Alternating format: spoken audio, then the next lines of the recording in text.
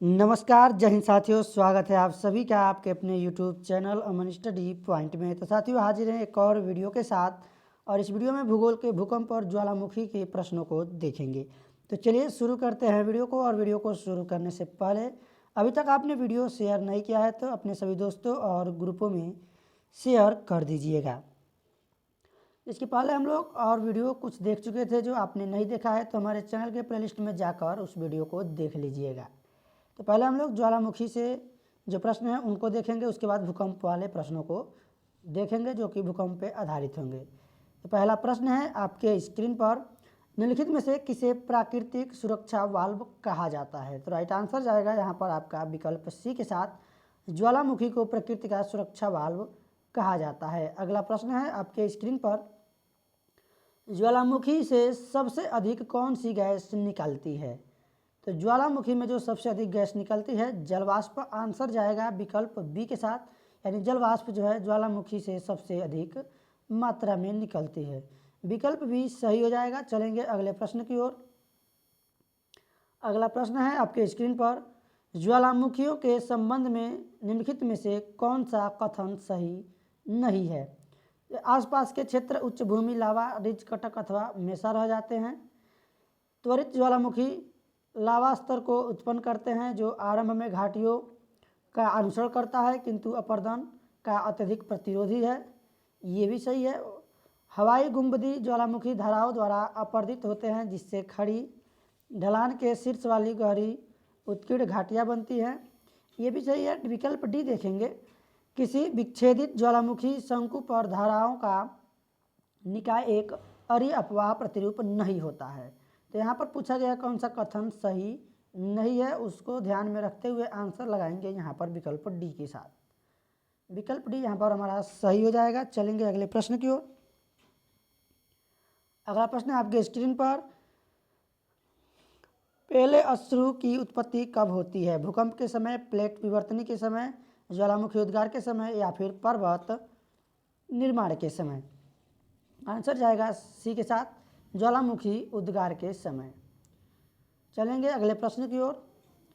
निम्नलिखित में से कौन भारत में ज्वालामुखी द्वीप है?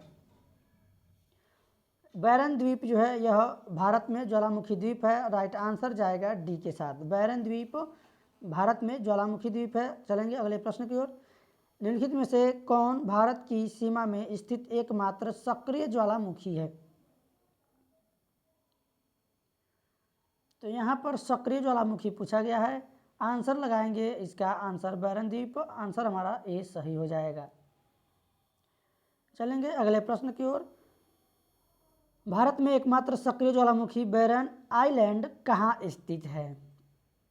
तो उसी प्रश्न से बैरन ज्वालामुखी से जो है 3 प्रश्न यहाँ पर पूछे गए हैं। आंसर यहाँ पर लगाएंगे हम विकल्प बी के साथ, निकोबार द्वीप समूह में। विकल्प बी यहाँ पर सही होगा। चलेंगे अगले प्रश्न की ओर। ज्वालामुखी के प्रश्नों के बाद हम लोग भूकंप के प्रश्नों को देखेंगे, तो आप लोग वीडियो में बने रहिएगा पूरे अंत तक। भारतीय क्षेत्र में स्थित 2 ज्वालामुखी द्वीप हैं, तो बैरन एवं नारकोंडम, यह जो है भारतीय क्षेत्र में स्थित 2 ज्वालामुखी है। राइट आंसर जाएगा विकल्प सी के साथ, क्योंकि अभी हमने बैरन के संबंधित भारत में जो है द्वीप में यह स्थित है प्रश्न को देखे हैं। चलिए चलते हैं अगले प्रश्न की ओर। और अगला प्रश्न है आपकी स्क्रीन पर, निम्नलिखित द्वीपों में से कौन सा एक ज्वालामुखीय मूल का है? तो यहाँ पर जो रियूनियन है द्वीप है, यह जो है यह एक ज्वालामुखी मूल का है। आंसर लगाएंगे विकल्प बी के साथ। चलेंगे अगले प्रश्न की ओर। अगला प्रश्न है आपके स्क्रीन पर, निम्नलिखित ज्वालामुखीय उद्गारों में से कौन सा सर्वाधिक विस्फोटक है? तो वोल्केनियन यह जो है यह ज्वालामुखी उद्गारों में से सबसे विस्फोटक है। आंसर हो जाएगा विकल्प सी। चलेंगे अगले प्रश्न की ओर। अगला प्रश्न है आपके स्क्रीन पर, एक ज्वालामुखी के मुहाने पर स्थित एक वृत्ताकार दबाव को कहा जाता है? तो उस वृत्ताकार दबाव को क्या कहा जाता है? उसको कहा जाता है ज्वालामुखी। ज्वालामुखी के मुहाने पर स्थित एक वृत्ताकार दबाव को ज्वालामुखी कहा जाता है। आंसर हो जाएगा विकल्प ए। चलेंगे अगले प्रश्न की ओर। एक ऐसी ज्वालामुखी जिसके फिर से फटने की उम्मीद नहीं है उसे कहा जाता है? तो वो होती है विलुप्त ज्वालामुखी। या फिर सुप्त ज्वालामुखी। आंसर यहाँ पर हमारा विकल्प डी हो जाएगा। चलेंगे अगले प्रश्न की ओर। और अगला प्रश्न है, अग्नि वलय निम्नलिखित में से किसके वितरण से संबंधित है? अग्नि वलय जो है यह ज्वालामुखी से संबंधित है। आंसर हमारा यहाँ पर विकल्प भी हो जाएगा। चलेंगे अगले प्रश्न की ओर। अगला प्रश्न है, मिश्र ज्वालामुखी शंकु को स्तरीय शंकु भी किस कारण कहा जाता है? तो मिश्र ज्वालामुखी को जो है स्तरीय शंकु इसलिए कहा जाता है क्योंकि यह लावा की प्रत्यावर्ती परतें और पायरोक्लास्टिक पदार्थ का इसमें होता है, इसलिए आंसर यहाँ पर हम लगाएंगे विकल्प बी के साथ। चलेंगे अगले प्रश्न पर। ज्वालामुखी के कप आकार के मुख को क्या कहते हैं? तो ज्वालामुखी के कप आकार के मुख को क्रेटर कहते हैं। आंसर हो जाएगा विकल्प सी के साथ। क्रेटर एक झील का नाम भी है, आपने सुना होगा। झील वाले पार्ट में हम आपको प्रश्न कराएंगे। निम्नलिखित में से कौन विश्व का सबसे ऊंचा ज्वालामुखी पर्वत है? तो कोटोपैक्सी पर्वत, यह जो है विश्व का सबसे ऊंचा ज्वालामुखी पर्वत है, कोटोपैक्सी पर्वत। आंसर हो जाएगा हमारा विकल्प बी। चलेंगे अगले प्रश्न की ओर। और अगला प्रश्न है आपके स्क्रीन पर, विश्व का सबसे ऊंचा ज्वालामुखी पर्वत कोटोपैक्सी कहाँ स्थित है? तो यह स्थित है इक्वेडोर में। आंसर हमारा चला जाएगा विकल्प सी के साथ। चलेंगे अगले प्रश्न की ओर। ज्वालामुखी कोटोपैक्सी यह जो है इक्वेडोर में स्थित है। अगला प्रश्न है, निम्नलिखित में से किसको ज्वालामुखी पर्वतमाला कहा जाता है? तो ज्वालामुखी पर्वतमाला कहा जाता है परिप्रशांत कटिबंध को। आंसर हमारा हो जाएगा विकल्प ए। चलेंगे अगले प्रश्न की ओर। और अगला प्रश्न है आपके स्क्रीन पर, निम्नलिखित ज्वालामुखियों में से किसे भूमध्य सागर का प्रकाश स्तंभ कहा जाता है? तो यहाँ पर स्ट्रोम्बोली को भूमध्य सागर का प्रकाश स्तंभ कहा जाता है। आंसर हो जाएगा विकल्प सी। चलेंगे अगले प्रश्न की ओर। और अगला प्रश्न है आपके स्क्रीन पर, स्ट्रोम्बोली है एक जागृत ज्वालामुखी, प्रसुप्त ज्वालामुखी, निर्वापित ज्वालामुखी या फिर उपयुक्त में से कोई नहीं? तो यह जो है जागृत ज्वालामुखी है। आंसर हो जाएगा विकल्प ए। चलेंगे अगले प्रश्न की ओर। अगला प्रश्न है आपके स्क्रीन पर, पृथ्वी के अधिकांश सक्रिय ज्वालामुखी कहाँ पर पाए जाते हैं? तो ये पाए जाते हैं प्रशांत महासागर में। यूरोप महाद्वीप है, अफ्रीका महाद्वीप है, दक्षिणी अमेरिका ये भी महाद्वीप है, जबकि प्रशांत महासागर में पृथ्वी के अधिकांश सक्रिय ज्वालामुखी पाए जाते हैं। आंसर हमारा यहाँ पर होगा विकल्प बी। चलेंगे अगले प्रश्न की ओर। ज्वालामुखी की सक्रियता अधिक पाई जाती है, ज्वालामुखी की जो अधिक सक्रियता है वह पाई जाती है हवाई में। आंसर हो जाएगा विकल्प ए। चलेंगे अगले प्रश्न की ओर। अगला प्रश्न है आपके स्क्रीन पर, मौना लोहा एक सक्रिय ज्वालामुखी है। तो यहाँ पर जो है यह मौना लोहा यह एक हवाई द्वीप समूह का सक्रिय ज्वालामुखी है। विकल्प भी हमारा यहाँ पर सही हो जाएगा। अगला प्रश्न है, संसार का सर्वाधिक सक्रिय ज्वालामुखी है। तो संसार का जो सबसे सक्रिय ज्वालामुखी है वह है किलायु। आंसर हो जाएगा विकल्प सी। चलेंगे अगले प्रश्न की ओर।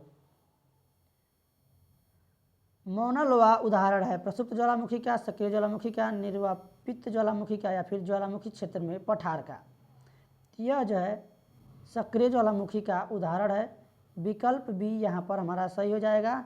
अब इसके बाद हम लोग पूरे 30 प्रश्नों को देखेंगे जो कि आपके भूकंप से संबंधित हैं। तो भूकंप से जो टॉपिक है, पहला प्रश्न है, सिस्मोग्राफी किसका विज्ञान है? तो सिस्मोग्राफी यह जो है भूकंप का विज्ञान, भूकंप विज्ञान को है सिस्मोग्राफी कहा जाता है। आंसर यहाँ पर जो हमारा जाएगा विकल्प बी के साथ। प्रश्न का इसका जो है विकल्प हम लगाएंगे बी के साथ। चलेंगे अगले प्रश्न की ओर। भूकंप के अध्ययन को क्या कहा जाता है? तो भूकंप के अध्ययन को कहा जाता है साइमोलॉजी। आंसर यहाँ पर हमारा हो जाएगा विकल्प डी। चलेंगे अगले प्रश्न की ओर। भूकंप का कारण भू परिभ्रमण है, भू घूर्णन है, टेक्टोनिज्म है या फिर अनक्षादन है? आंसर लगाएंगे यहाँ पर टेक्टोनिज्म। आंसर हमारा विकल्प सी होगा। भूकंप का कारण टेक्टोनिज्म है। चलेंगे अगले प्रश्न की ओर। और अगला प्रश्न है आपके स्क्रीन पर, भूकंप का कारण है भूपृष्ठ में विक्षोभ, भूपर्पटी की परतों का समायोजन, शैल तंत्र का टूटना या फिर शैलों का ऊपर उठना। तो भूकंप का जो कारण होता है वह होता है भूपृष्ठ में विक्षोभ। आंसर लगाएंगे विकल्प ए के साथ। चलेंगे अगले प्रश्न की ओर। अगला प्रश्न है आपके स्क्रीन पर दिया है, निम्नलिखित भूवैज्ञानिक परिघटनाओं पर विचार कीजिए। भ्रंश का विकसित होना, भ्रंश के साथ गतिशीलता, ज्वालामुखी उद्गार द्वारा उत्पन्न प्रतिघात, चट्टानों का वलन, उपरोक्त में से भूकंप के कारण कौन से हैं? तो यहाँ पर जो भूकंप के कारण होंगे, यहाँ पर ये सभी कारण हो जाएंगे। भ्रंश का विकसित होना, भ्रंश के साथ गतिशीलता, ज्वालामुखी उद्गार द्वारा उत्पन्न प्रतिघात और चट्टानों का वलन।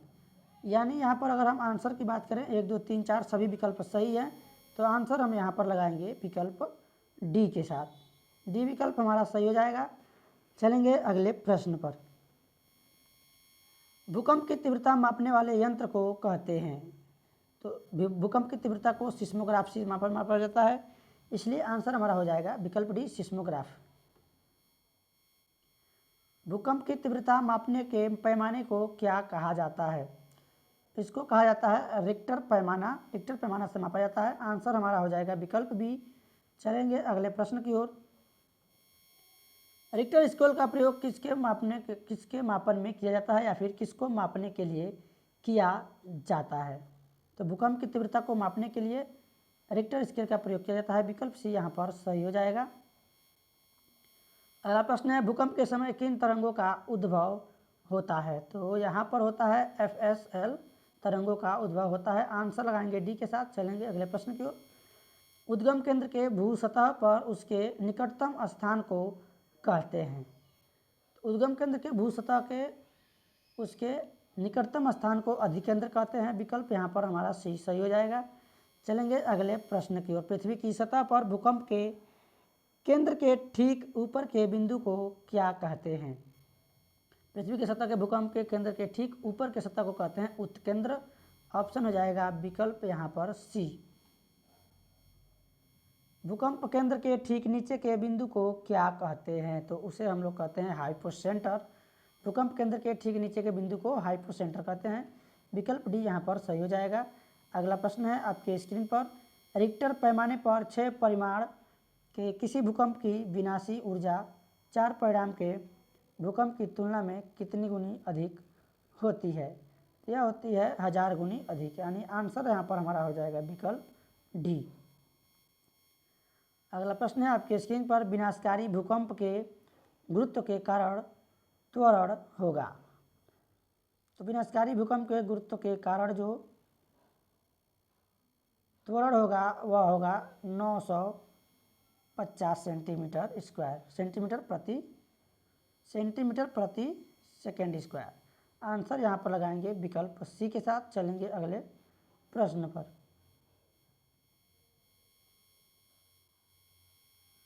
भूकंपी विदर क्या है?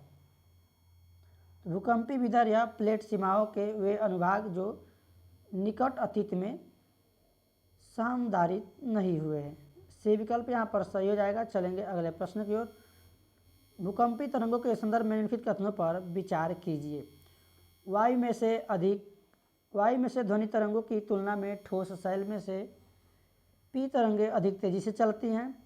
यह पी तरंगों की तुलना में तरंगे होगा, यहाँ पर तरंगों नहीं, कुछ अजीब टाइपिंग हो गया है। एस तरंगे पी तरंगों की तुलना में लगभग आधी चाल पर चलती हैं। उपयुक्त कथनों में से कौन से सही हैं? तो यहाँ पर 2 ही विकल्प दिए गए हैं, 2 ही कथन दिए गए हैं। आंसर हम यहाँ पर लगाएंगे सी के साथ। 1 और 2 दोनों जो है सही हैं। अगला प्रश्न है, निम्नलिखित में से कौन सा इंडोनेशियाई क्षेत्र 2004 में बहुत बड़े भूकंप का शिकार बना था? तो यहाँ पर सुमात्रा जो है यह बहुत बड़े भूकंप का शिकार बना था। आंसर हो जाएगा विकल्प भी। चलेंगे अगले प्रश्न की ओर। निम्नलिखित में से कौन सा क्षेत्र ऐसा है जहाँ पर भूकंप आने की संभावना सबसे अधिक है? तो जो गंगा ब्रह्मपुत्र घाटी है, यहाँ पर भूकंप आने की सबसे अधिक संभावना है। आंसर विकल्प यहाँ पर लगाएंगे हम बी के साथ। चलेंगे अगले प्रश्न की ओर। भारत का निम्नलिखित में से कौन सा क्षेत्र उच्च तीव्रता की भूकंपीय मेखला में नहीं आता है?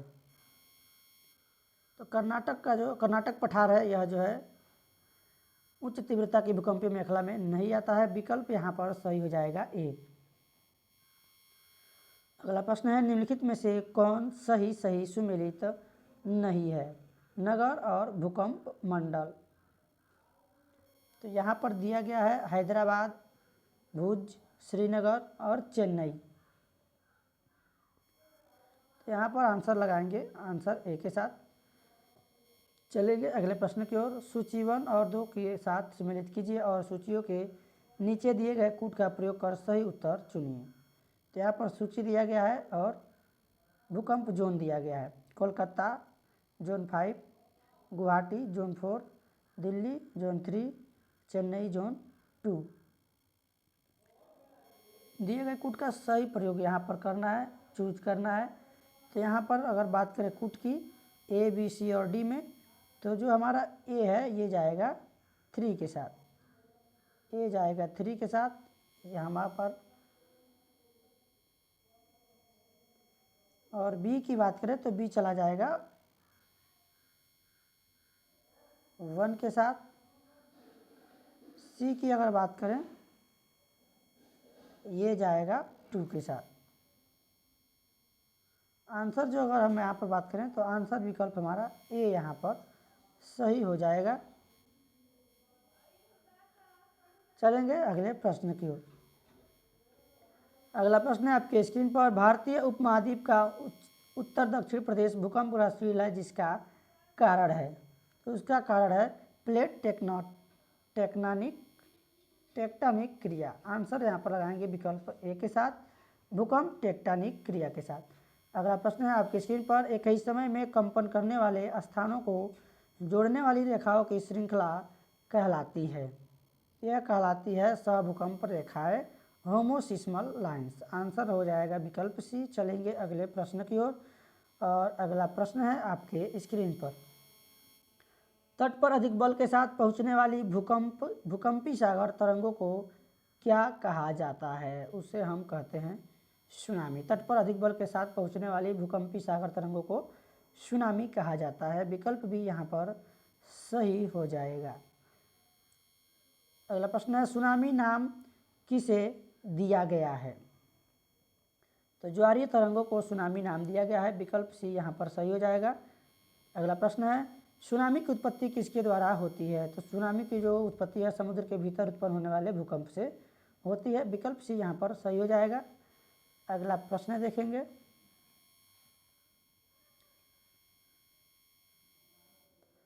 समुद्र के नीचे रिक्टर स्केल पर 7.5 से अधिक का भूकंप आने की घटना को सुनामी लहरें कहते हैं। इस संबंध में निम्नलिखित में से कौन सा कथन सही नहीं है? तो यहाँ पर कौन सा कथन सही नहीं है, नकारात्मक है, उसके हिसाब से आंसर लगाना है। प्रशांत महासागरीय तट सुनामी लहरों के लिए अति सुवेग है। इससे प्रायः सशक्त लहरें उत्पन्न होती हैं। सुनामी लहरों को उच्च ऊर्जा ज्वारीय तरंगों या भूकंप सागर तरंगे भी कहते हैं। सुनामी एक लैटिन शब्द है। तो यहाँ पर जो है डी सही नहीं है, आंसर लगाएंगे डी के साथ। चलेंगे अगले प्रश्न की ओर और अगला प्रश्न है आपके स्क्रीन पर, कौन सा भाग सुनामी प्रभावित क्षेत्र नहीं है? तो यहाँ पर जो है सुनामी प्रभावित क्षेत्र कौन सा नहीं है? गुजरात भी है, बर्मा भी है, बंगाल की खाड़ी भी है, कि तटीय क्षेत्र भी है। यानी अगर हम बात करें गुजरात कहाँ है, समुद्र के किनारे है, बंगाल की खाड़ी, ये भी बंगाल की खाड़ी के तट पे जो भी क्षेत्र हैं ये सुनामी से प्रभावित क्षेत्र हैं। तो इसलिए आंसर जो हमारा जाएगा यहाँ पर विकल्प डी के साथ। चलेंगे अगले प्रश्न की ओर। निम्नलिखित में से कौन सा मापक टॉर्नेडो की तीव्रता के मापन हेतु प्रयोग में लाया जाता है? तो आंसर यहाँ पर हो जाएगा फुजिटा स्केल यहाँ पर आंसर होगा। चलेंगे अगले प्रश्न की ओर और इस वीडियो का आखिरी प्रश्न है, निम्न में से किसे आप सामान्य रूप से टॉर्नेडो से संबद्ध करेंगे? तो यहाँ पर जो मैक्सिको की खाड़ी है इसे हम टॉर्नेडो से संबद्ध करेंगे। विकल्प बी यहाँ पर सही हो जाएगा। तो आज के वीडियो में बस इतना ही। वीडियो कैसा लगा कमेंट बॉक्स में ज़रूर बताएं और वीडियो पसंद आए तो वीडियो को लाइक और शेयर करें। चैनल पर पहली बार है तो चैनल को सब्सक्राइब करें। धन्यवाद। जय हिंद।